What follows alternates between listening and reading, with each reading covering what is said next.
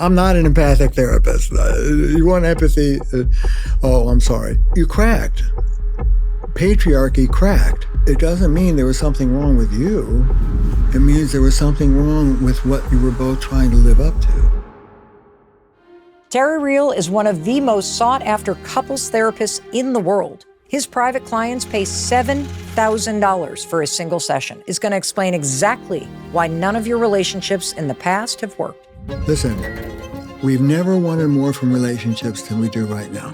We want to be lifelong lovers, but we're trying to do that in the context of a culture that is not a relationship cherishing culture. There is a relationship technology. There's a set of skills that work better. It works better to ask your partner for what you want than to criticize them for what they're doing wrong. All relationships are an endless dance of harmony, disharmony, and repair. Most couples are in harmony and disharmony, but no repair. No repair, because that's where the skills come in. Getting the love you want literally means being a pioneer. We are interconnected. We are interdependent. Healthy self-esteem comes from the inside out. You have worth, you have dignity because you're here on this planet, you're a human being, no better or worse than anybody else. Remember that and have that give you courage. Please help me welcome Terry Real to the Mel Robbins podcast. Oh my gosh, it's a thrill to be here. And bless you and thank you for the good work you're doing for the world. Terry, right back at you. Bless you and thank you for the good work you're doing in the world and for the good work you're about to help us do in our conversation today. And here's where I want to start. How could my life be different if I take everything that you are about to teach me today after 40 years of wisdom and work and the things that you have learned and the truths that you know? How could my life be different if I take it all to heart and I apply it to relationships and to my day-to-day life? I'm going to tell you and listeners, viewers, the same thing I say to every single couple. I am inviting you on a rarefied path. It's demanding, it's sophisticated, it's skilled, and it leaves the norms of this culture in the dust. Listen, we've never wanted more from relationships than we do right now. Gone. Our grandparents, even our parents, companion side by side, pay the bills, raise the kids, no passion, no communication, fine, stable, good enough. That's gone. We want to walk hand in hand on the beach. We want we want great sex in 70s and 80s. We want to be lifelong lovers. But we're trying to do that in the context of a culture that is not a relationship cherishing culture. We live in a patriarchal, and I'll go into that, individualistic culture that does not cherish relationships. I would like basic relationship skills taught in elementary school, junior high. We need to know how to pull off this new ambition of being lifelong lovers. Getting the love you want literally means being a pioneer. If you're a hetero man, it means moving into vulnerability, which means deconstructing masculinity itself. Masculinity means being invulnerable. You open your heart, you are redoing what it means to be a man. As we were speaking, standing up for yourself, not with shrillness, but with love and power, is brand new work for women in this culture. As a people, we all need in our lives to be pioneers. We don't live relationally in this culture. We are individualistic and we are patriarchal, meaning the basic model is dominance. We control. We need to trade the dominance model in for the reality of our biospheres. We are interconnected. We are interdependent. If we stay on the dominance model, we will fry this planet. What you're doing in your living room is exactly the same work we need to do across this globe in order to render it a place our grandchildren will want to live in. It's a great ambition. I like to say we have like filet mignon ambition and hamburger skills. We need to catch up to ourselves. I love that you said skills. So there are skills that we can build to have better relationships. And you did, though, say they were demanding. They are demanding. One of the great lies is that a long-term relationship is supposed to be spontaneous. There's lip service about having to work on it. But let me ask you a question. Yeah. How many times have you heard that relationships take work? My whole life. Yeah. Anybody ever tell you what it was?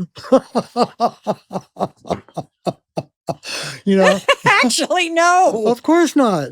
And that's where I come in. There is a relationship technology. There's a set of skills that work better. For example, we'll go over it, but just one example. It works better to ask your partner for what you want than to criticize them for what they're doing wrong. Well, who does? Listen, in our culture, the way we try and get more of what we want in our relationships is we share our feelings about how miserable we are that you just blew it. That's how we try and get. That's the worst behavioral model. You don't treat a dog like. How about just punishing a dog every time they get it wrong? No, I talk about 3 steps of getting what you want. 1, this is the important one. Dare to rock the boat. We're going to talk about that. Okay. Dare to tell the truth, but you have to do it skillfully. 2, once your partner's listening, help them out. Teach them what you want. I would rather you do it this way than that way, honey. Honey, with love. And then 3, when they start to give it to you, reward them. Don't criticize them. Well, you did a half-assed job. Hey, you did a half-assed job. Isn't that great? Let's get the other cheek on board while we're at it. It seems so simple. Tell the truth, teach your partner what you want, and reward them when they do it, even if it's a half-assed job. Yeah, that's the best way of getting them to do more. Criticizing them for what they're doing wrong is about the worst way of trying to get them motivated to give you more. But we don't know these basics in this culture. I'm a family therapist for 40 years. The father of family therapy was Gregory Bateson, the husband of Margaret Mead. And Bateson's whole work, the birth of family therapy, is what he called correcting humankind's philosophical mistake, which is that we stand apart from nature and we can control it. Both wrong. And by the way, apropos of the let them theory, control can be one up. That tends to be more traditionally male. Sit down, shut up, and do what I tell you. Control can also be up-regulating from the one down. That's codependent. That's enabling. That's getting your partner to ... That's traditionally more feminine under patriarchy. Intimacy, here's one of the first things I want to say. To really move into the intimacy we want means nothing less than moving beyond traditional gender roles for all of us. Women have to move out of resentful accommodation, control, enabling. That's what your book is all about. And the sort of my generation's early feminists shifted from the one down traditionally feminine role to the one up traditionally masculine. I call that individual empowerment. Okay. I was weak, now I'm strong, go screw yourself. Yes. No, I was weak, now I'm strong. Let's work together. We're a team. I love you. I call that relational empowerment. And in our culture, man, that is new news.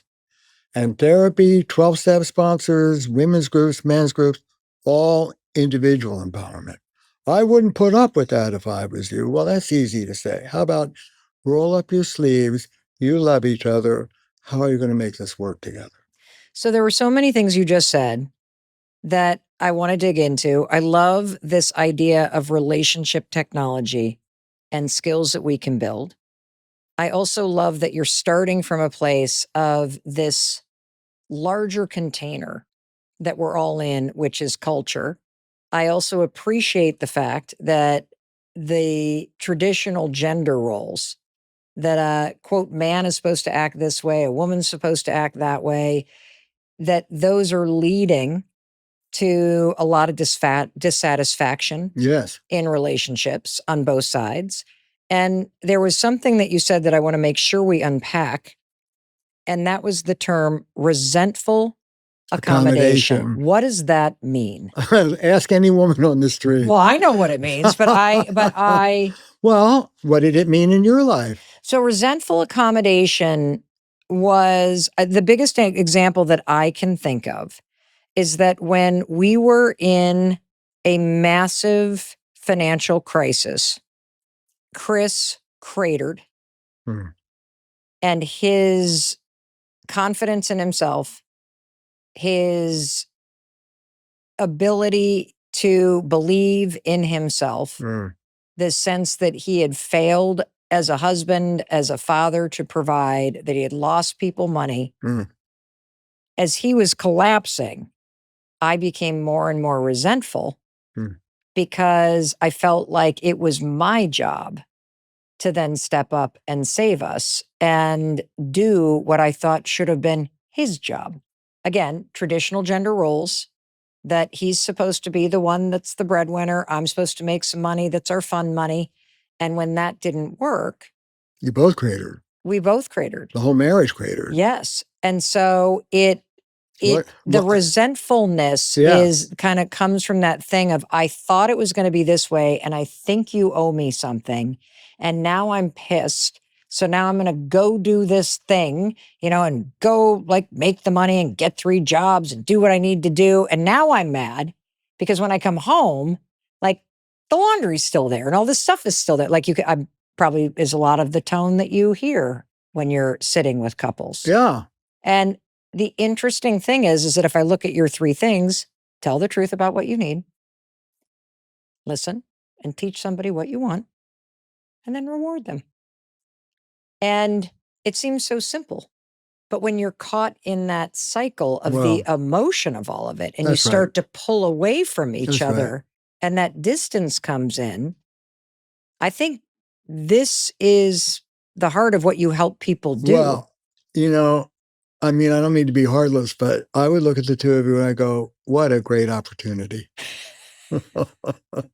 Which is not, I'm not an empathic therapist. You want empathy? Oh, I'm sorry. No, look at how you both grew. And you cracked. Patriarchy cracked. One of the first things I have to teach people, and I'd love people to listen to this, is healthy self-esteem, which is rare in our culture.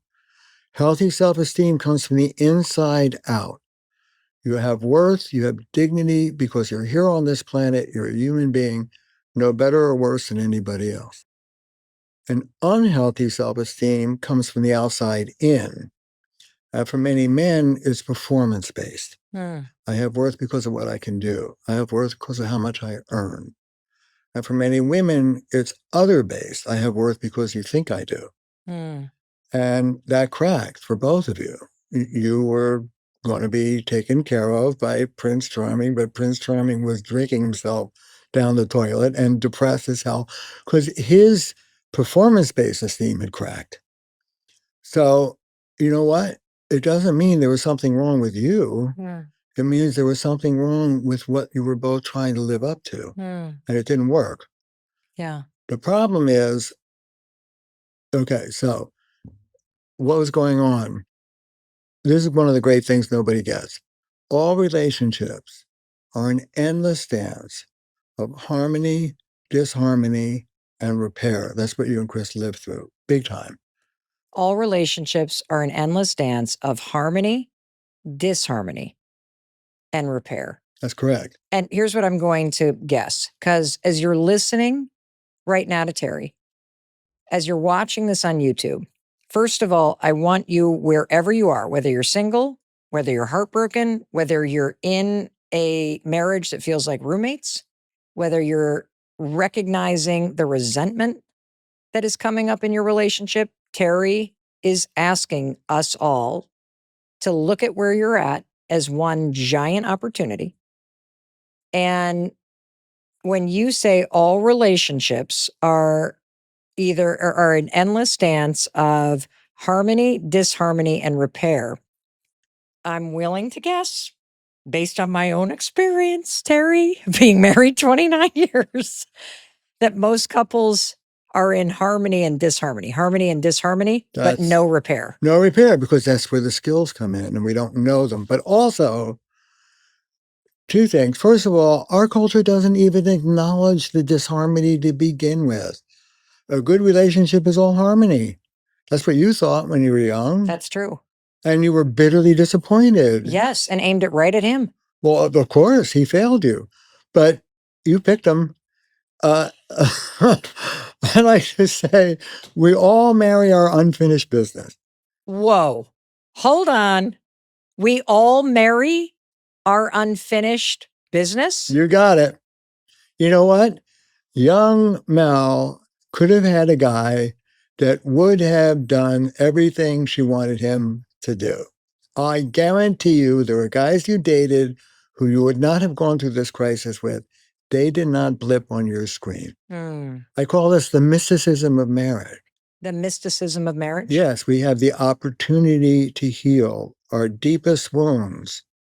Not falling in love means, oh, yeah, this person's going to give it to me. I'm going to be healed. They're going to give me everything I didn't get. Good luck.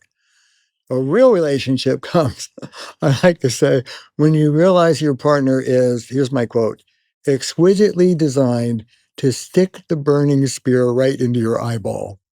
That's the crisis. That's not a bad relationship. That's a real relationship. The question is, now what? Are you just going to repeat the same old, same old? That's hell. Or are you going to wake up and do something different? The crisis can wake you up if you allow it, but you have to do it. And so there's a lot that goes into why we don't wake up, how to wake up, and if we do stay awake, what the hell do we do then? What does unfinished business mean? That what does, because it's true, the person that you're in a relationship with has an uncanny way to get under your skin, piss you off, frustrate the hell out of you. You love them, but you want to kill them at times, right? Yeah. Definitely want to change them. Yeah. But what does unfinished business mean exactly for us? It means that you are now exactly in the childhood wound that son of a gun that you picked was supposed to never put you in. You have been fundamentally betrayed. You are back, you're you're with your crazy family, and your partner is just as chaotic, it turns out, as your dad was. Your partner is just as betraying as your mom was. Whatever the wound is, all of a sudden it's in your face, and that's not what you signed up for. And you hate that son of a gun. You are talking to the guy. My favorite quote is normal marital hatred. Normal marital hatred. Normal marital hatred. My God. And I got to tell you, I've been around the world talking about normal marital hatred for 40, not once has anyone come backstage and said, what do you mean by that? You just don't say it next to the spouse you're sitting next to, right? But do. You feel it. We do. There is a part of me, nice to say a part of me, there's a part of me that hates you right now. Yes. Okay. Here's why. But more important, here's what we can do to get the hell out of this thing together. Let's hold on. So if we just I'm just going to keep building here. So wherever it is that you are. Yeah. In that never ending dance in the relationship. Yeah. That the partner that you're with or the relationship that just ended offers you the opportunity to deal with unfinished business. Right. And the opportunity and the unfinished business is that in every single relationship that you're in, your childhood crap Comes up. And their childhood crap Boom. comes up. Comes up. And so is it safe to say that when you look at the person that you're in a relationship with as an adult, that you really are looking at not the adult version, but really I should be thinking about Chris as here's the little 8-year-old version of Chris, and now he's my husband. It depends on who's there. Who's who? Who's there. As a therapist, my most critical question is not what are the stressors. It's not even what's the pattern. The most critical question, which part of you am I speaking to? We're talking right now, my wise adult brain is talking to your wise adult brain. Yes. Prefrontal cortex doesn't develop until 26 years old. When you get trauma triggered, when Chris betrays you, when Belinda betrays me in exactly the way I hired them to never do, God damn it, I get flooded. I get trauma flooded. And then what comes up is what we call the wounded child part of you. Very young, just, cry, cry, cry, rage, rage, rage.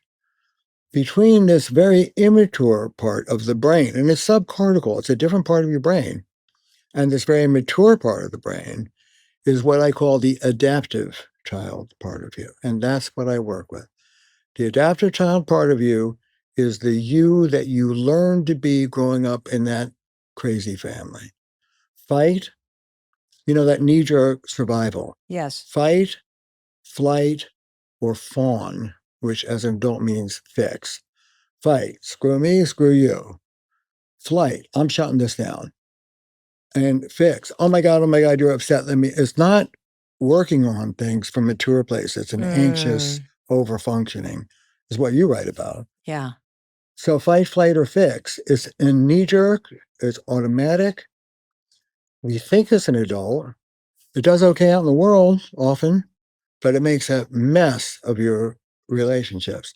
So what makes life difficult is you're in harmony, you're in a wise adult. You get into disharmony, that prefrontal cortex, out the window. And now it's automatic, knee-jerk survival. And you do what you did as a kid, and it doesn't work. And the more you do it, the more it doesn't work, the more frustrated you get, not with you, but with your partner. You have to take a breath. Take a breath. The first skill we teach people now is what I call relational mindfulness. When you're flooded, when you're triggered, take a break. Walk around the block. Take 10 breaths. Because what happens is when you move from harmony into disharmony, you get wounded.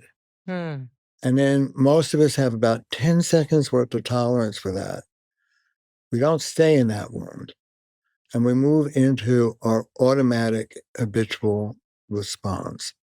And it doesn't work. Remember I said you're married unfeeling? That's healing. The healing comes when you can pull yourself out of that automatic subcortical part of the brain and wake up. I call it relational mindfulness. Okay. I also call it remembering love. Okay. He's not the enemy. He's my guy. I don't hate him. I love him. We're struggling. What the hell do we do? I don't know, but let's talk about it. When you're there, then you can use the skills. But the first skill is getting into the part of you. I like to say other therapies teach you skills.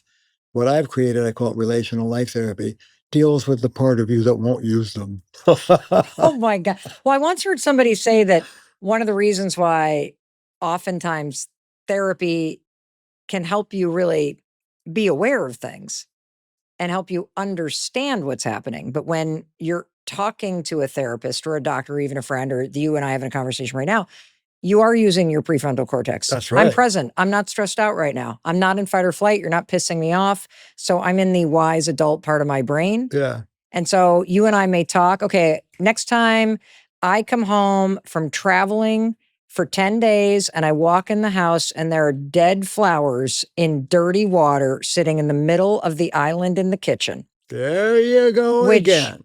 Floods me. That's right. And I think, how many times did I?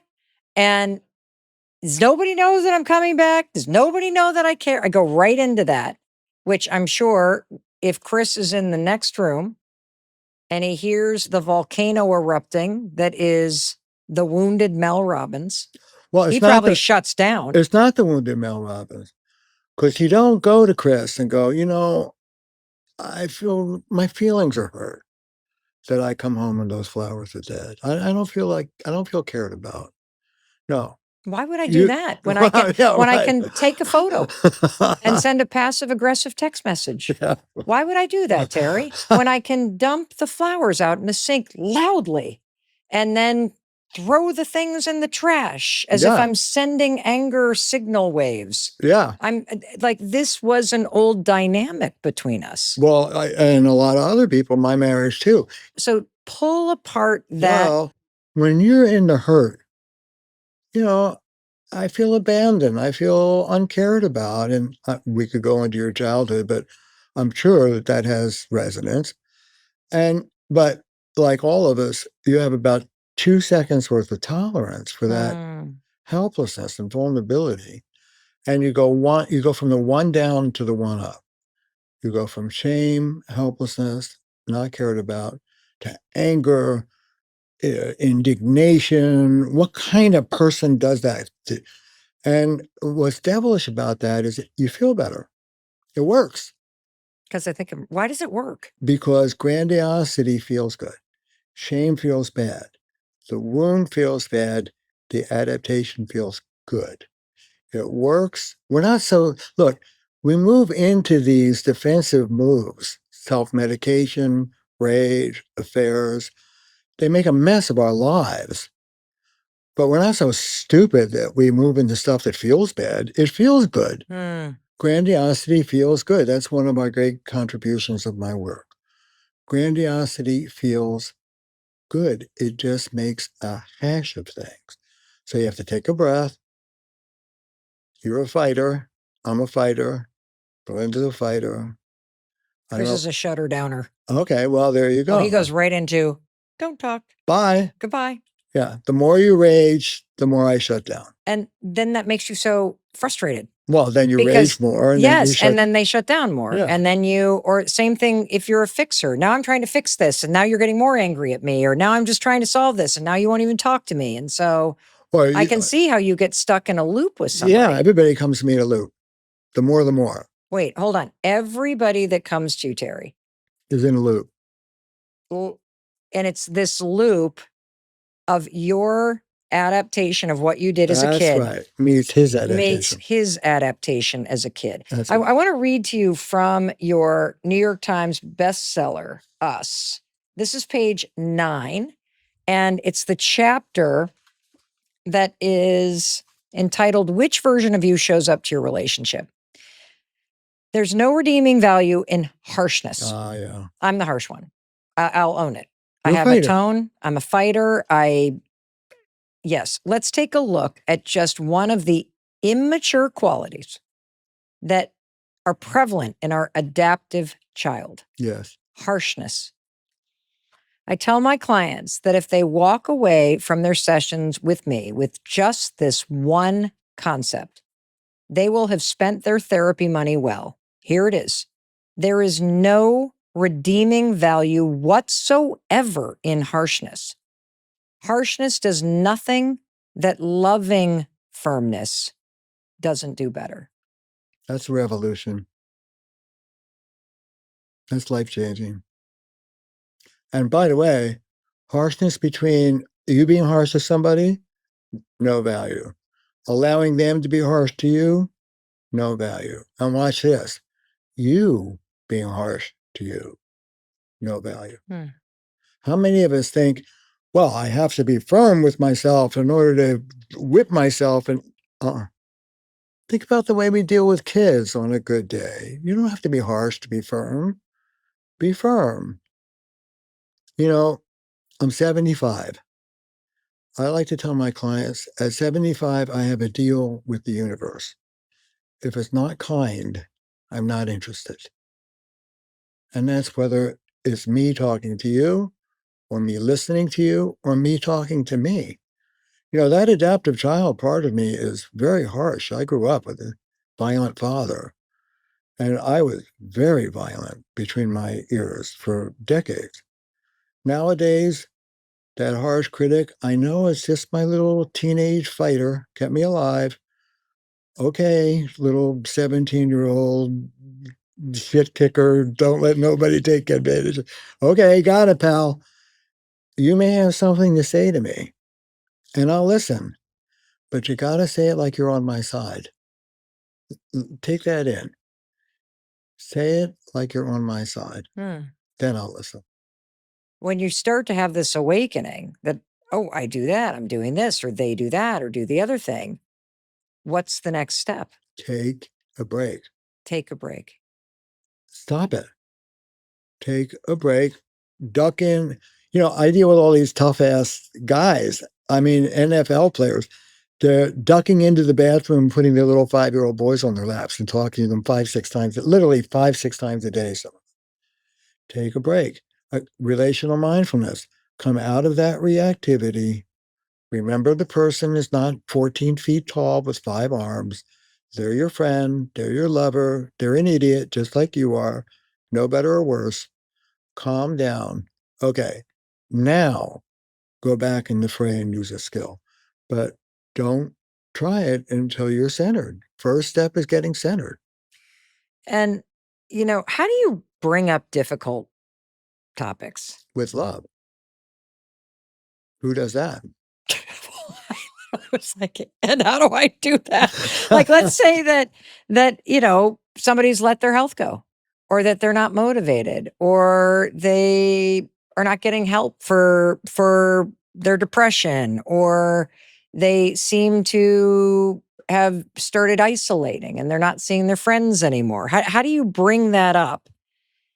And it's a difficult topic, and it's something that has kind of led to standoffs or arguments, and you just don't know how to even bring it up without the other person feeling attacked or shutting down. Well, you do your best. And, you could be taking a page from Mother Teresa and they still feel attacked because they're in their adaptive child and they feel attacked if you say goddamn anything to them. And that's not your responsibility, it's theirs. But you do your best. So tenderness works better than harshness. Honey, sit down. Let me take your hand. These are the things I'm noticing. I'm worried about you. Hmm. This, and this. Give them the data. This, and this. I make up, not you are, I make up that you're depressed these days. And I think it would be good for all of us if you did something about it. Look, I wrote the book on male depression back in the 90s. It was the first book ever written. And what I said, NIH did a public service campaign about male depression. And I said, if you want to help depressed men, aim your data at the women. This is not a moment, and this is our individualistic culture. Oh, he needs to call the doctor. Yeah, well, good luck with that. How about I'll try calling the doctor. I'll get him in my car and we'll drive together. And if that doesn't work, how about this? We're going to go to a couples therapist because I'm concerned about your drinking or your anger or whatever it is I'm concerned about. We've tried to talk about it. I haven't found a way to talk to you about it. We need help. So even if you think it's their problem, go to a couples therapist and put it in front of them. Well, as I'm really listening to you, there are no problems that are their problems, because every problem is our problem. Your relationship is your biosphere. We're not above it. We're not below it. We're in it, baby. And it's in our interest to keep that biosphere healthy. How do you shift from me versus you to us versus the problem, especially in situations where the problem is you're drinking, or the problem is you're not motivated, or the problem is you've let yourself go, or at least that's what you think.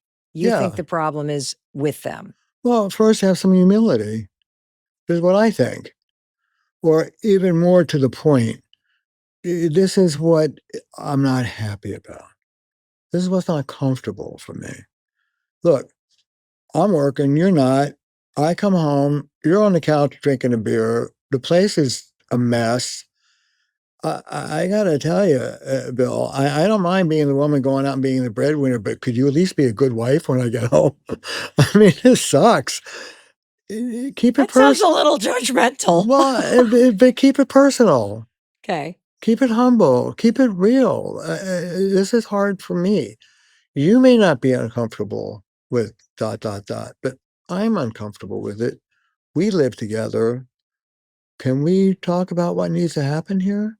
Um, is there a way to fight constructively? Sure. How do you do it?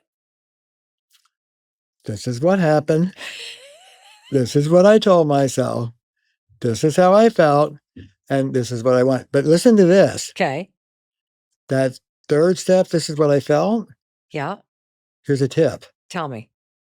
Take the feeling that comes to you first and put it last. Okay. Anger. So, like, if anger is the thing that comes up for me first. Yeah, last.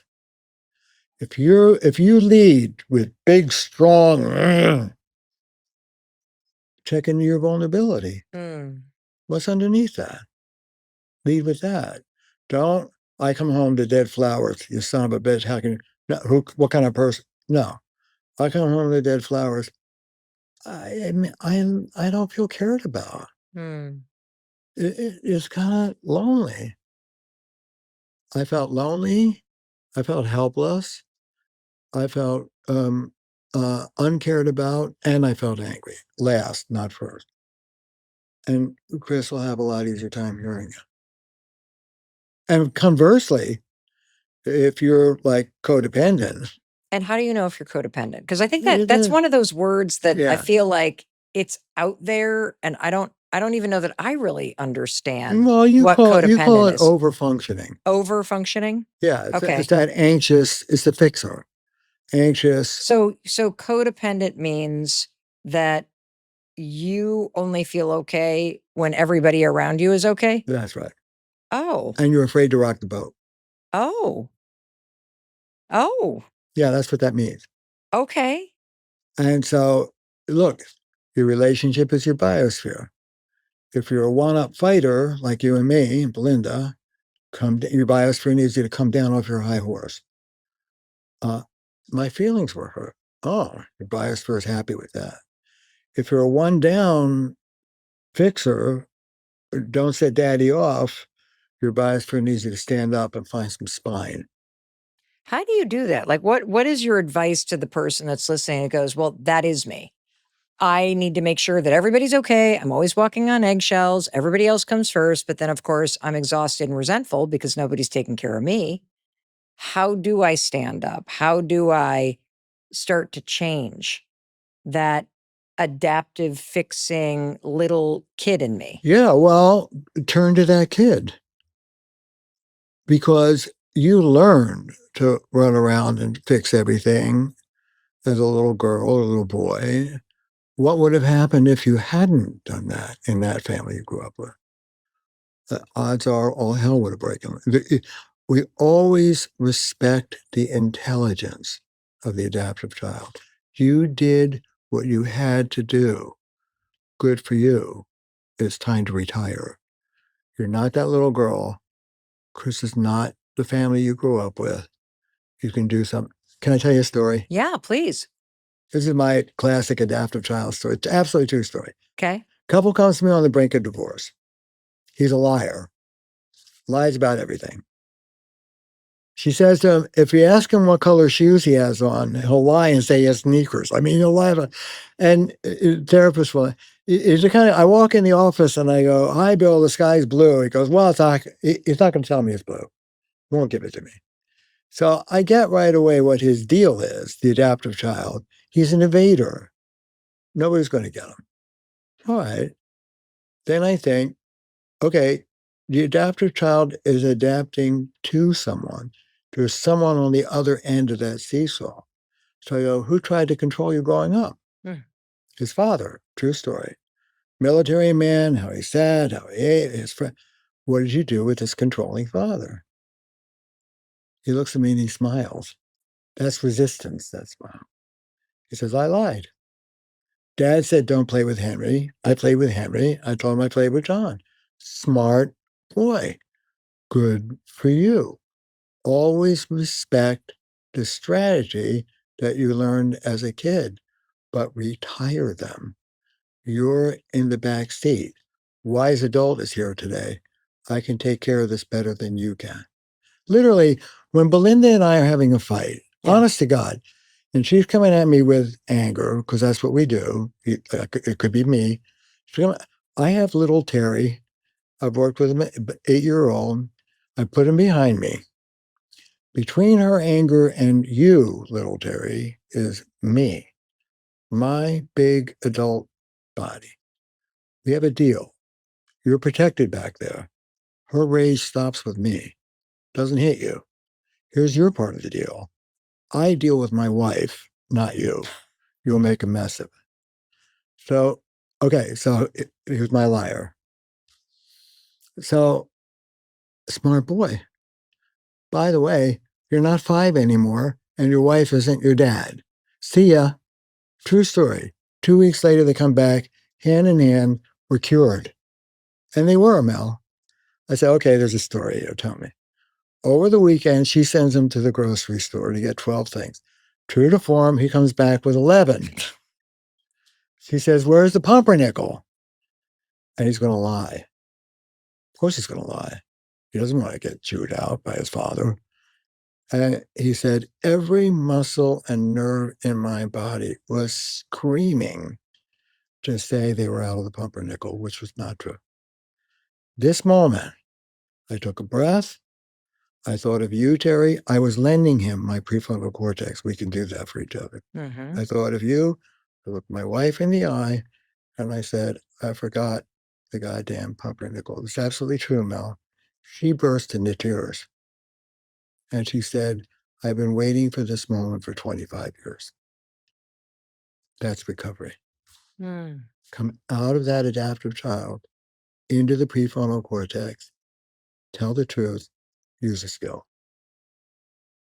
Wow. I can see how this relates to that something you said in the very beginning, where when you fall in love with somebody, you think you're going to be rescued from the behavior in yourself that you feel stuck with, the rage or the shutting down or the lying or the walking on eggshells. Yeah, whatever you learned to do as a kid. Whatever you learned to do as a whatever kid. you needed to do as a kid. Yeah. And so I can see how in the absolute bliss of a new relationship, and you're just falling, you believe that it's always going to be like this. And sure enough, what comes up is the opportunity to do the work, to become the wise adult and not have the adaptive child and all of the default behaviors that happen when you get flooded emotionally or when you get triggered. And when you really think about the person as it's their adaptive child in the room with your adaptive child when you guys are emotionally flooded. You got it. And any single thing, whether it's I forgot the fucking pumpernickel bread, or it's and now she's going to be a bitch, so I'm going to lie, which is what I did as a kid, or it's the tiptoe walking or the raging or the venting or the being right or whatever, like every single one of those things, whether it's triggered by Amazon boxes or it's triggered by pumpernickel or it's triggered by their drinking or it's triggered by absolutely anything. It's the same cycle. It's the same wound. It's the same emotions. And you're going to be trapped there forever. And here's where your work is genius. What we do when we're back in the old wound is we redouble our efforts to get that son of a gun to give us what they were supposed to give us. That's why we married them. Or we react out of that adaptation when they don't give it to us. We fight, we flight, we do whatever we do. Yeah. Here's the new news. Take a breath. They ain't going to give it to you. Watch this. How about if you give it to you? You were abandoned as a kid. You come home, dead flowers, abandonment comes up. Not 50-year-old Mel, 4-year-old Mel. You turn to that 4-year-old girl. Chris may be abandoning you right now, but I'm not. Hmm. I'm here. I got you, kid. Hmm. I like to say maturity comes when we deal with our inner children and don't foist them off on our partners to deal with. Oh, I love that. Maturity comes when we deal with that inner child, that adaptive self that needed to do whatever it does, whether it's the anger, whether it's the righteousness, whether it's the shutting down, whether it's whatever it is. When we deal with that person. Love you, kid. When the inner child, which means when you're reactive. Yeah. So talk about emotional flooding and emotional over functioning. What is that the same thing as the adaptive child? Well, yeah, first you get flooded. That's the wounded child. Okay. And then you get yourself out of that flooding by moving into your adaptive child. Gotcha. So like, let's just take it as fact. Well, you walk in Yes. and the flowers are dead. Yes. There's a little Mel that was not taken care of. And that's what gets triggered. Yeah. And you're not your adult self feeling let down in a moderate way. You're that 4 or 5-year-old little girl who was never dealt with the way she should have been. And you're flooded, but you don't like that feeling of helpless. So you move from helplessness to attack, from one down to one up. These are the roots of violence for all of us. Yeah. And the one up feels better. It gets you out of that helplessness, but it makes a messier marriage. So you have to think your way down from the one up.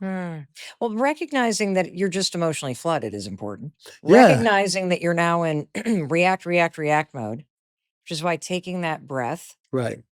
and consciously pulling yourself back into the wise adult. Yes. Which may mean, did you take a 20-minute walk around the block? You have a contract with your partner. Look, hey, I'm flooded. See you in 20 minutes. And man, your partner says it, let them go. Yes. Don't corner an animal. Okay, bye, hon. Don't corner an animal. No, you don't want to do that. That's incredible. Why does emotional overfunctioning and shutting down, why do these patterns tend to attract people into a partnership? Because it's your unfinished business. So, may I? Yes, please. All right, here we go, Mel. Ready? Yeah. All right, so fighter Mel, your adaptive child is what I would call one-up and boundaryless. You're one-up, you're grandiose. Yep. You're attacking, you're righteous. He's a dick. Yes, 100%. He's a dick. But underneath that are the feelings of abandonment, aloneness, which is your childhood wound. Yeah. My friend and colleague Gabor Mate says, in relationships, you don't see the wound, you see the scar. Ooh. You don't see the wounded child, you see the adaptive child. So you come home, dead flowers. Little girl Mel, not cared about the way she should have been. Oof. And if you were to sit with her, she'd be crying. She'd be lonely. But you don't, because that's painful. So you go one up in the grandiosity, self-righteousness, attack. Now you're powerful, but you're making a goddamn mess of things. Take and then a you feel break. bad about it because you don't want to make a mess of Well, things. You don't want it. Well, at least I do. You feel bad about it 5 minutes later. Yes. You have a hangover. But Yes. in the moment, he deserves it. You're right. Let's go. And that's what this is all about. Then you take a break. Hold it. I'm about to lose my shit. See ya. Or hold it. I'm going to shut down. Let me get myself adjusted and I'm going to come back and talk to you.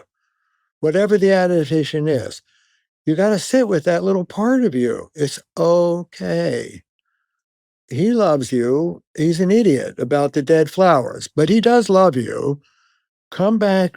Don't ream them a new one. That's not going to work. Come back and talk to them about what's going on. But you have to be in your right mind. And that's the opportunity. That the healing doesn't come when you get the son of a gun to give it to you. That's the dream. The healing comes when they don't, and you deal with it, not the way you learned as a kid, but in a new way. That heals. Okay, that is the most important thing, in my opinion, that you have said, because you are now pointing at the source of power and healing. And one of the mistakes is that we are trying to get that from our partner and Right. through our partner changing. Right. And what you just said is that the healing comes not from them changing. The healing that you need comes from you stopping yourself in that moment, taking a breath, not allowing all of the patterns of the past and the adaptive child to come in and fix or freeze or rage And make a mess. But to just see it happening and then bring the wise adult to the room and respond in a new way. That is the healing. That's the healing.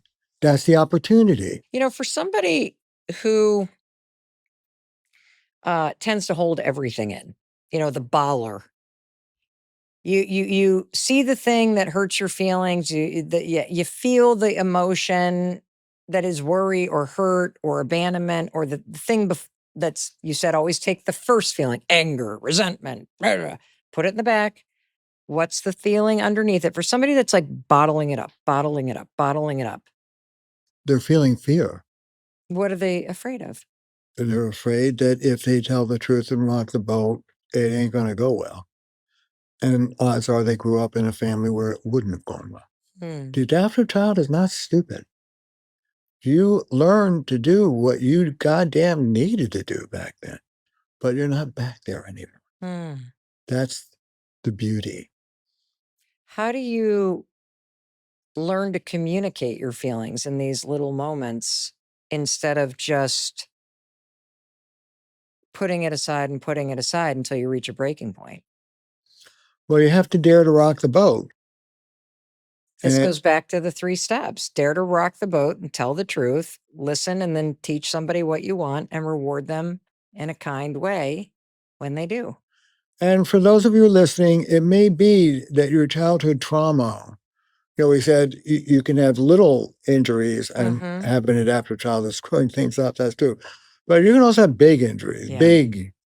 You can have grown up in a family where you learn not to tell the truth, because if you did tell the truth, it would not be a good idea. Okay, that was then. This is now.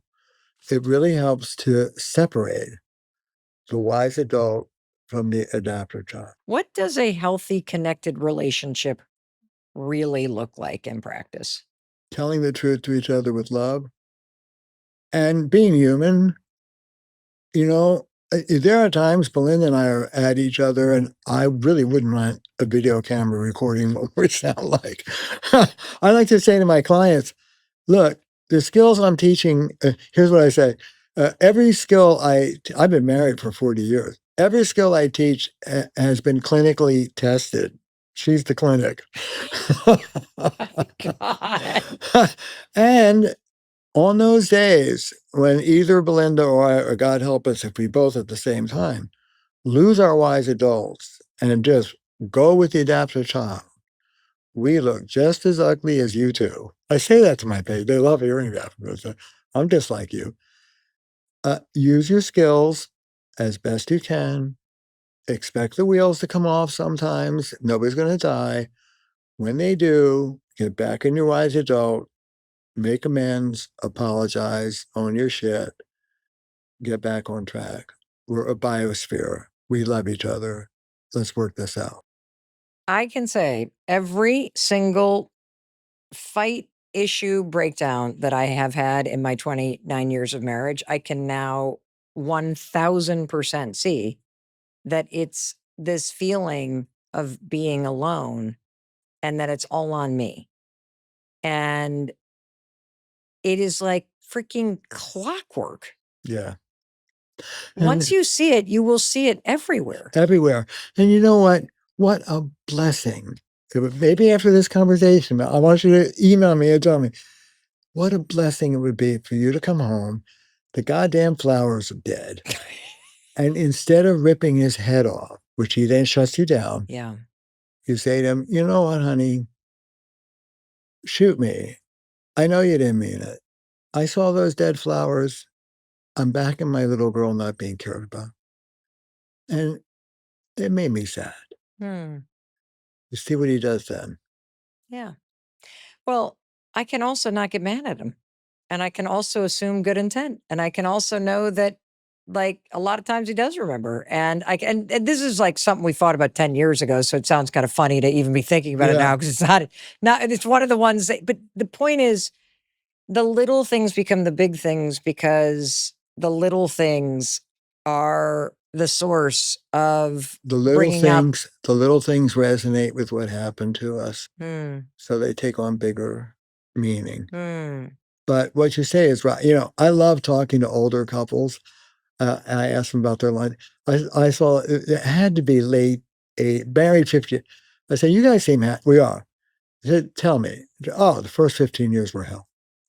Really? Yeah, horrible. I kept trying to change Harry. And then one day, this is absolutely true. I'm at a and then one day I looked at him and I went, oh, that's Harry. Okay. Ever since then, we've been fine. There is a place for, I call it scanning for the positive instead of scanning for the negative. Hmm. Be appreciative. Tell your partner what they're doing right instead of always harping on what they're doing wrong. So there are so many listener questions that we have, and I'd love to read one from a listener in Chicago. We've been together for 12 years. We love each other. There's no doubt about that. But if I'm being honest, Huh. it feels like the spark is gone. Same routines, same conversations, same habits, there's no fighting, there's no big drama, but there's no real excitement or passion either. I don't even know what desire would look like for us anymore. It feels flat. And here's the part I'm struggling with. I want to bring that spark back, but I don't want it to be forced or fake. How do we actually reconnect with desire and intimacy after years together without pretending or going through the motions? What makes you think they would be fake? Why don't you start off by saying to your partner what you just wrote to me? Why don't you tell the truth? Look, I did a whole audiobook. I called it Fierce Intimacy. Lean in and deal with each other. Most people don't. We stop. Because when we do, we're so unskilled, it doesn't go very well. So we back off. We say we're compromising, but we're not. We're not. We resent it. Distance grows. Sexuality dies. If you want to keep your relationship juicy, tell the truth to each other. Take each other on. Start with this. We're flat. Maybe you're okay being, watching TV every night, but I'm not. Let's go do ballroom. And then, like, okay, you're flat. What are you going to do about it? You show up with a mariachi band. You go to the sex store and get some velvet chains. I don't know. What are you going to do to mix it up? Why are you waiting for your partner to do it? But tell the truth to each other. We stop doing that because we're very unskilled, and when we do, it doesn't go well. We have to learn how to do it. Here's another question. I've been married for 11 years and I'm realizing I've become the critic in the relationship. I notice everything my husband does wrong. The socks on the floor, the way he loads the dishwasher, the tone when he talks to the kids. It's like I'm constantly scanning for what's off or annoying. And here's the thing. I don't want to be that way. He's a good man. I love him, but I rarely notice the good stuff until he points it out. Like, why is it that you only mention what I'm doing wrong? And he's right. I don't want to keep showing up this way. I just don't know how to switch out of this mindset. How do I stop scanning for what's wrong and start seeing what's good again? What's going on in this dynamic? Because I think that's really relatable when you got somebody picking on somebody all the time. Yeah, it's a form of control.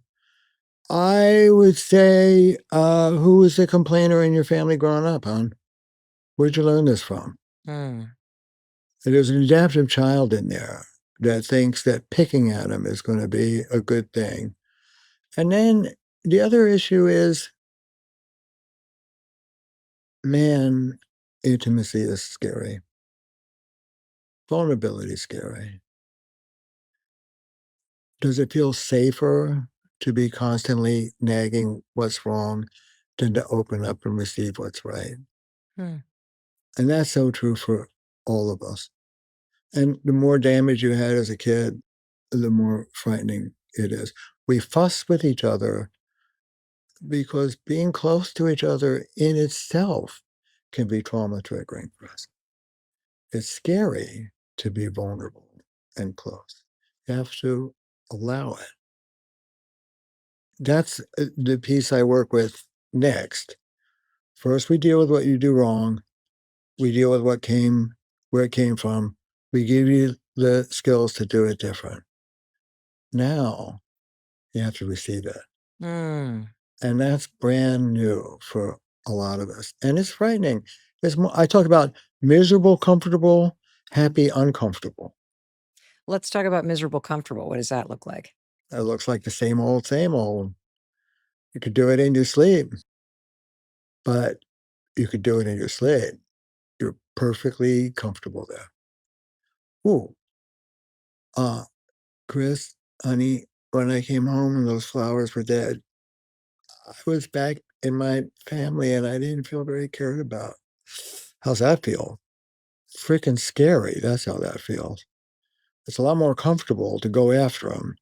Adopted children, you're safe, you're comfortable, you can do it in your sleep. Mm. Wise adult, new, courageous, scary. Good. Go there. With help, with support, 12-step group, women's group, but support that will support your relationship, not your individual power. What's so interesting is everybody wants love and wants to feel loved. And I never thought about it as a skill to allow yourself to be loved. Yeah. And it's hard. So when I'm working with a couple, Mm-hmm. partner A starts giving partner B what they want. Now we move into what I call transmission reception. Partner A is transmitting. How is partner B doing receiving? Mm. When your partner starts giving you what you want, do we fall in their arms and go, no, we don't. It's too little, too late. You did it, but I had to ask you. All these yes buts. That's to protect ourselves from the vulnerability of being loved. Allowing our hearts to open, allowing the love in. That's scary. And the less love you had as a kid, the scarier it is to let yourself love and be loved as an adult. I have to tell you a story Oh, tell me. about the nitpicker Yeah, the gal. nitpickers, please. I was doing a men's group, and one guy floored everybody. This is a true story. He said, my wife walked in today, told my admin, hold the phone. She had a picnic basket, laid out a picnic on the ground, champagne, a little smooching, packed up everything, and left. All the other guys are like, oh my God, that's fantastic. He looks at us all, it's a true story. He goes, it almost makes up for the way she chews her potato chips.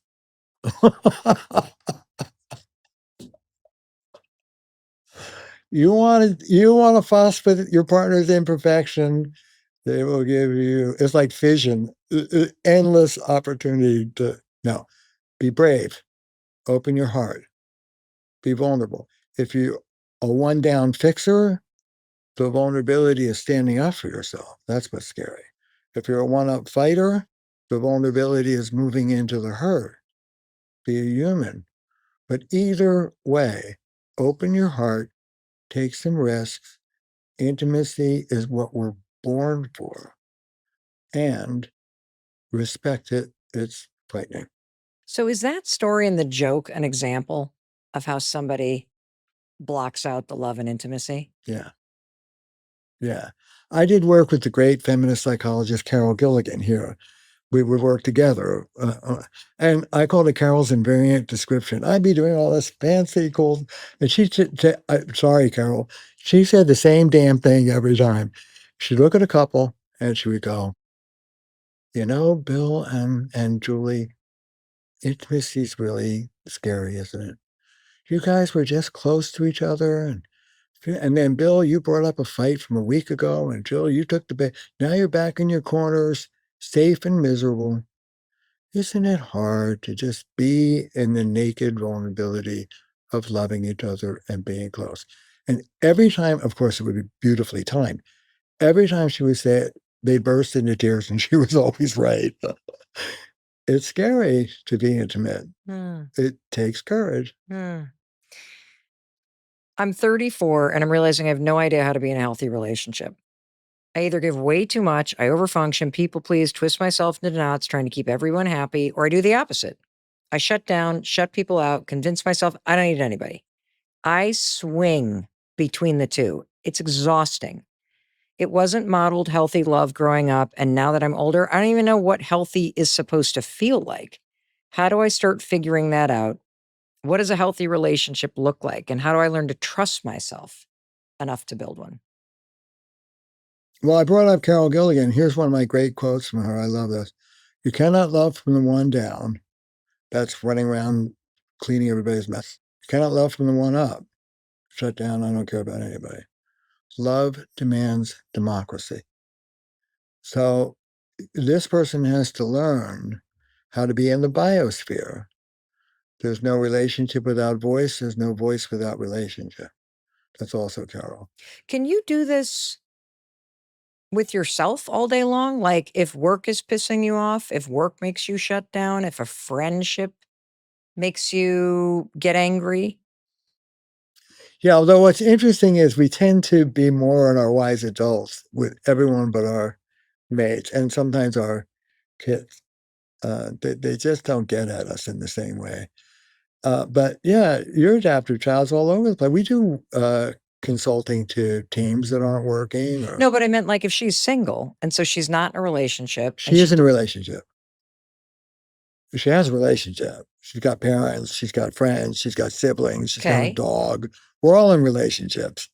And it's the same skills and the same work. Got it. So if the question is, I look at my track record and I do not trust myself and I don't know how to do this and it wasn't modeled. And you've already said, Terry, it hasn't been modeled for anybody and nobody teaches these skills.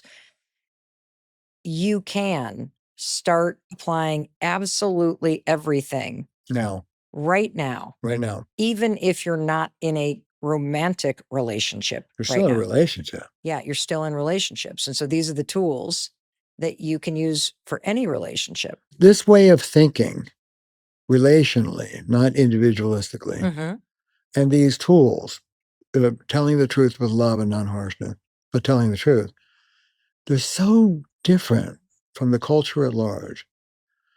And they're so potent that doing them badly will transform your life. And here's the great news, Mel. You can start doing them badly right now. Go ahead. Because it's such a disruption to the way we run around and pretend and lie and please and shove our feelings down and rage that simply trying to do these things badly, telling the truth, using I statements, not venting, not trying to be right. Your partner will be blown away. Well, you'll also be blown away. You should be. By yourself. It's a happier way to live. Well, I often joke, Terry, that, people say that second marriages are really amazing. And I say that's especially true if it's with the same person. Wow. And I feel like the tremendous amount of work that I've done on myself and that Chris and I have done together, it feels like a completely different relationship because I feel way more peaceful. Yeah. And I know you will say that's probably not true because we're all out of control when we don't understand that adaptive child and the behaviors that come out on automatic when you're emotionally flooded. But I felt so out of control with my anger, with my frustration, with my feelings of being alone, even though I'm married, that I thought it would always feel that way. Yeah. And it's shocking how quickly you can start to apply these skills and feel more peaceful and in control and in harmony with yourself first. That's the joy. Yes. And you also get a better relationship. It's Yes. both. What happens? Can you speak a little bit about that feeling of you're in a relationship and yet you're really lonely, I call that alone together. alone together? Yeah, being alone together. And it's because you're not telling the truth and you're not Hmm. getting through. You know, that cliche of the couple at the restaurant that's sitting there with nothing to say. Oh my God, you see so many. Yeah, well, here's what I say. It isn't that they have nothing to say, it's they have too much to say and no way of saying it. That's why they're sitting there inside.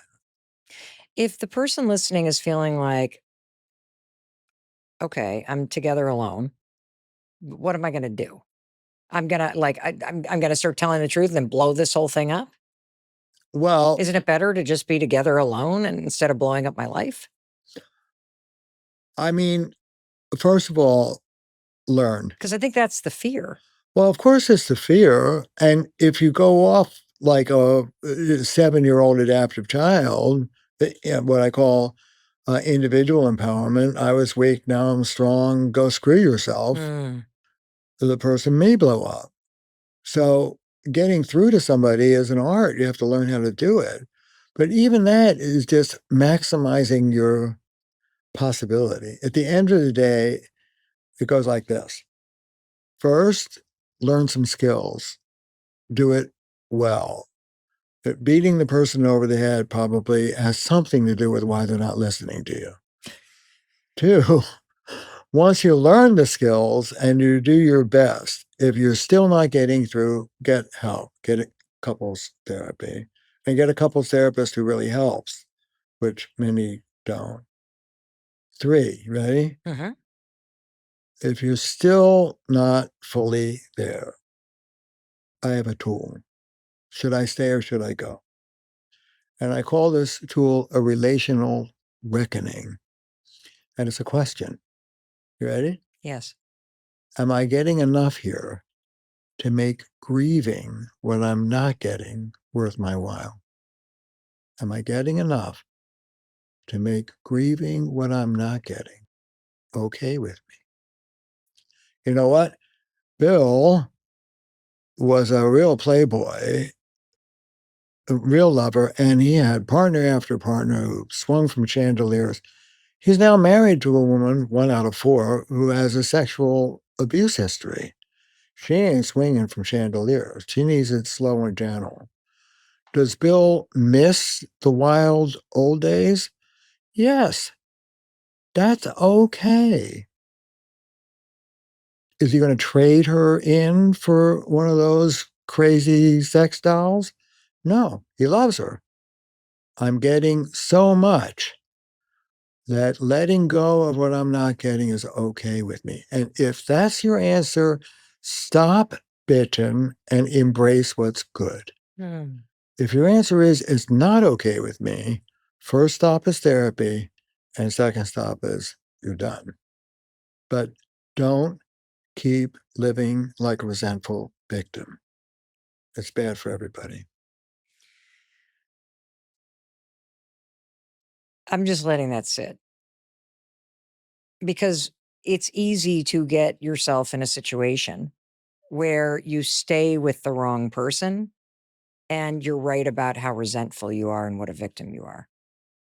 Yeah, why are you staying with the wrong person? First of all, your first shot is turning them into the right person, which I know goes against a little of what you've been saying, but you turn them into the right person by using your skills Well, they don't even have an opportunity to be the right person if you haven't done the work of to, asking for the well, right. and also bringing the wise adult That's right. yourself That's to right. the relationship and then seeing who shows up Yeah. when you're safe and when you're wise and when you are in the moment and calm and kind Yeah. and asking for You, what you you totally need. got it.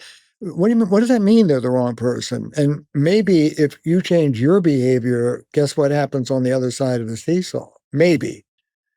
But why don't you give that a shot? You know, everybody who sees me as what I call an essentialist What's wrong with my marriage? Them. What's wrong with them? Them. That's who they are. Yeah, it's a true story. Harry, whatever his name was, comes, no sex in my marriage. Oh, I'm sorry to hear that. How long? Decades. Why? She's frigid, She's just a cold person. Whole family cold. Good. I bring in Mrs. Harry. No sex. No, of course not. Of course not. Yeah, you wouldn't want to have sex with him. Yeah, he's a premature ejaculator, has been for decades. If I try and talk to him about it, he just flies into a rage. He has no interest in my needs. And anytime I try and address it, it just gets, forget it. I bring in Harry. It's a true story. Harry, I've got great news for you. That sexless marriage you're in, you have something to do with it. Once you stop blaming the other person and start to see that it's a system, if it is, you change your behavior and then see what happens. But first, change your behavior. So did they stay together? Yeah, they started having sex. She taught him how to be a better lover. And he was this is where I come in. Harry, it's in your interests. Come down off your high horse. Let her teach you. You want her in bed with you? Make it worth her while. That goes back to make it worth her while. Really? Okay, I will. Good, do it. That's what most therapists don't do. Do you think any relationship can be repaired? No. And I'm not in the business of repairing every relationship. So what are some of the circumstances or like lines in the sand for you that are important to say? In terms of non-starters, it goes without saying, but if you're physically in danger, if you're talking, I don't ask people to tell truth to power when they're going to get hurt if they do it. And there, unfortunately, some reality to that. So we don't do couples therapy if there's a threat of domestic violence. If you're the victim of, honest to God, physical threat, get some help, get some safety. That's not couples work. That's your work to get safe and your kids safe. And that is absolutely intolerable, period, end of story. Some are obvious. Somebody's got an addiction they don't want to deal with, alcoholism, sex addiction. Someone is chronically irresponsible and they don't want to deal with it. Somebody has a major mental health disorder, depression, anxiety, they don't want to deal with it. All bets are off. Then some are more subtle. If there's a relationship where there's a clear asymmetry in the maturity levels of the two people, eventually the immaturity of the immature one will be too painful for the other one to live with, and they should go find a better partner. But before you go find a better partner, see if you can get this one to be a better partner by changing your moves on your side of the net. First, try that. How honest should you be with your friends and family about the challenges in your relationship? Like, where do you see the line from just sort of healthy sharing and, trying to get support because you feel like you can't talk or whatever reason versus sharing way too much that might hurt the partnership? Not family, friends. What do you mean not family, Well, friends? you don't want your mother-in-law listening to Chris bitch about what a rager you are. You don't want that. No. One of the biggest fights that Chris and I have ever had in our 29-year marriage was the fact that he shared things with his mom that we were struggling with. Like he went to her for help. I was so angry about it. I felt so like betrayed because it felt like I was no longer married to Chris. It felt like I was now married to her son. And she was now in the middle of this issue we were trying to work out privately. And it caused a major rift, not only between me and Chris, but I felt all of this distance with my mother-in-law, who I'm, really close with. But for at least a year, like it was really awful. And I know he didn't mean it. And I know he was just looking for the support that he needed. But wow, I have to say, do not go outside your marriage and bring in your family. It's not fair to your spouse because you're not in a relationship with your mother-in-law. You're not in a relationship with, your partner's not in a relationship with your dad. They're in a relationship with you. So give them the respect to work on it internally. Oh, I'm so glad you said that. I'm so glad you said that because while the intention, I think, was beautiful, the actual impact and result was very difficult and damaging. And we've, of course, cleaned it up and learned from it. But wow.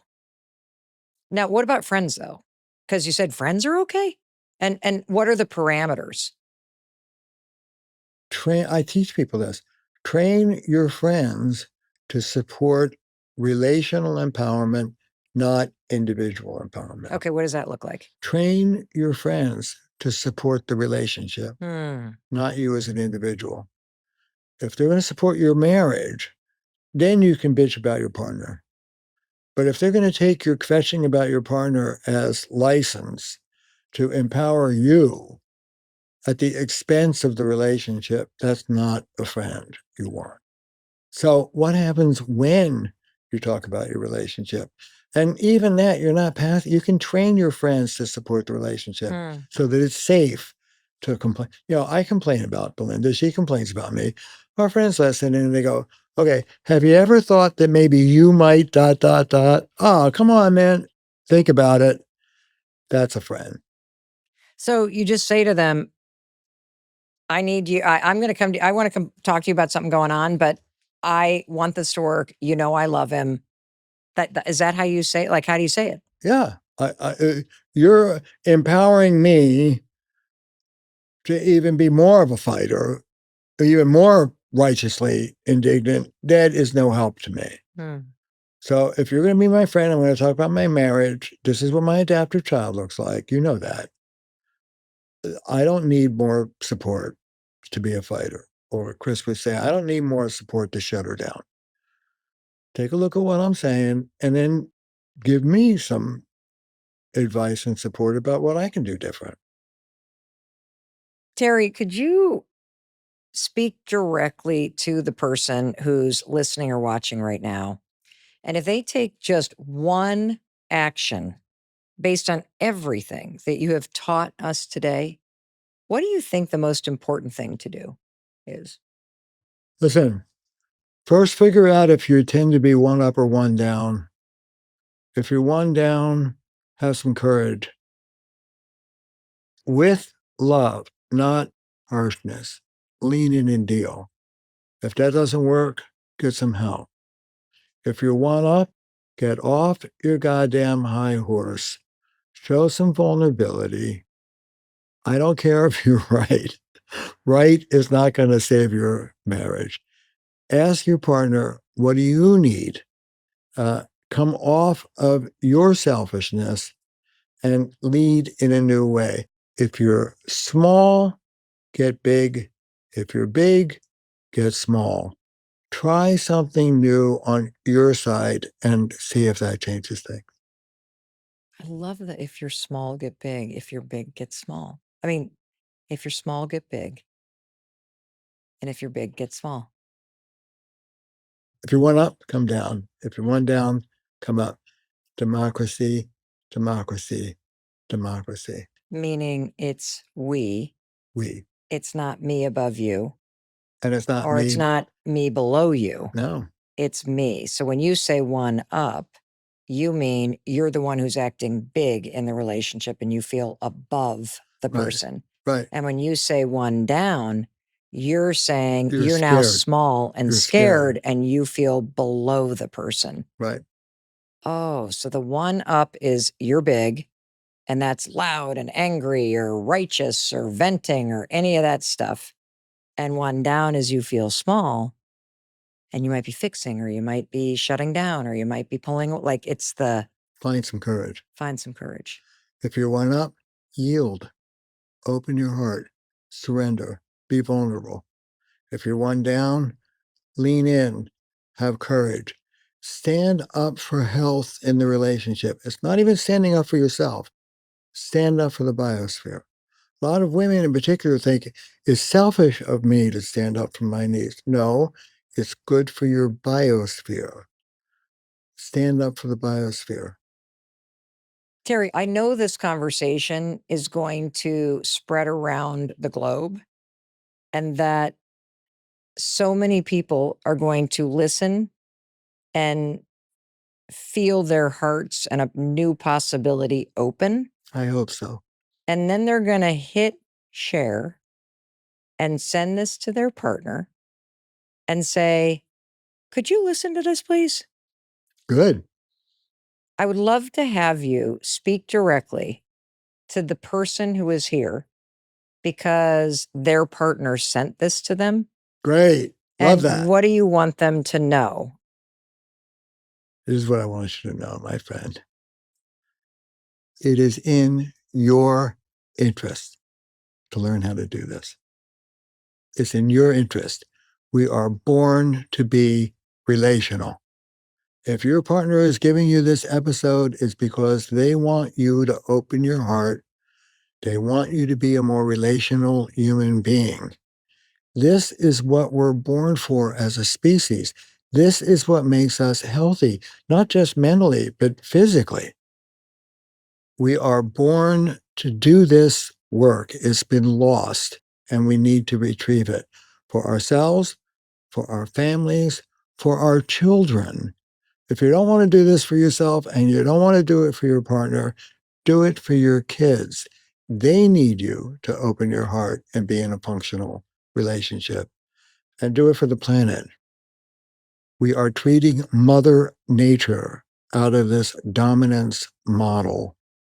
It's obsolete and is suicidal. Learn to do this differently. You'll live 10 years older. Your partner will be happier with you. Your sex life will improve and your kids will talk to you. And you might actually do something to save the world. What the hell? Give it a shot. Thank you for saying that because I don't want somebody who receives this to experience it like, oh, they're trying to fix me. They're trying to change me. It's really an invitation. It's an invitation.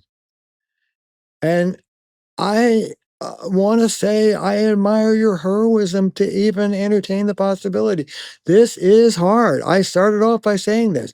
This is not easy, but the rewards it will give you, your family, your children are almost inexpressible. It's hard work. Look, break the chain. Terry Real, you're real good. Thank you. Thank you. Thank you for the work that you're doing. And thank you for being here and sharing all of this wisdom with us and giving us tools so we can practice these skills so that we might just heal ourselves and in the process make our relationships better. You're wonderful to speak with. You're a wise woman, and it was hard won. It takes one to know one, though. So bless you for the work you're doing, too. And I also want to thank you. Thank you for taking the time to listen to this. Thank you for really letting what Terry was teaching us sink in. Thank you for sharing this with your partner, with the people that you care about. There is no doubt in my mind that if you take everything to heart and you use the tools, especially those 4 questions, I can't wait to share this with my kids, with Chris. Oh my gosh. There's no doubt in my mind that your relationships are going to get so much better.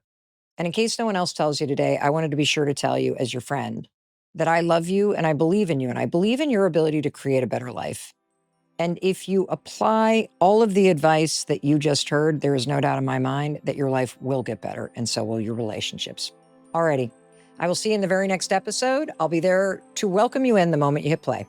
Alrighty. And I also want to say thank you to you here on YouTube with me. Thanks for watching all the way to the end. Thank you for sharing this episode and the wisdom of Terry Real with your partner, with the people that you care about that deserve more love and better relationships in their life. And I know you're thinking, all right, Mel, what should I watch next? Well, if you loved this, you are absolutely going to love this one next. And I will welcome you in the moment you hit play.